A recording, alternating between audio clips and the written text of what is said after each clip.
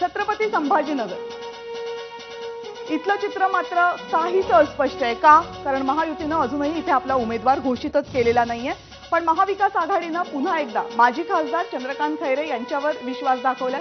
शिवसेना ठाकरे गटाकडनं ते या निवडणुकीच्या रिंगणात असतील, तर सध्याचे इथले खासदार एमआयएमचे नेते इम्तियाज जलील यांना पुन्हा एकदा रिंगणामध्ये उतरवण्यात आलेलं आहे। त्यामुळे ही टक्कर सुद्धा काटेकी टक्कर असणार आहे। फक्त आता प्रश्न हा आहे की महायुती उमेदवारी इथून कुणाला देतेय।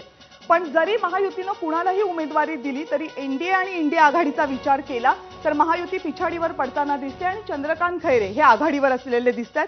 शिवसेनेचा बालेकिल्ला म्हणून सुद्धा हा मतदारसंघ ओळखला जातो, पण टक्कर मात्र इथे काटेकी असणार आहे। बीड लोकसभा मतदारसंघ पुन्हा एकदा मराठा आरक्षणाचा सगळ्यात मोठा मराठा आरक्षणाच्या आंदोलनाचा परिणाम ज्या जिल्ह्यामध्ये दिसला होता तो हा मतदारसंघ। पंकजा मुंडे यांच्या बहीण प्रीतम मुंडे इथून उमेदवार होत्या, त्यांची उमेदवारी कापून पंकजा मुंडे यांना उमेदवारी घोषित करण्यात आली। त्यामुळे त्या महायुतीच्या उमेदवार आहेत। त्यांच्या विरोधात राष्ट्रवादी काँग्रेसकडे दोन ऑप्शन होते, बजरंग सोनावणे आणि ज्योती मेटे। राष्ट्रवादी काँग्रेस शरदचंद्र पवार पक्षानं बजरंग सोनावणे यांना इथून उमेदवारी देण्याला पसंती दाखवली, तर वंचित बहुजन आघाडीनं अशोक हिंगे पाटील यांना इथे उमेदवारी दिलेली आहे। पण ही लढत सुद्धा चुरशीची होणार आहे। कुणासाठी सुद्धा इथे विजय सोपा नसणार आहे। पंकजा मुंडे या आघाडीवर असतील, पण लढत मात्र चुरशीची असणार आहे। पुढचा मतदारसंघ आहे धाराशिव। पुन्हा एकदा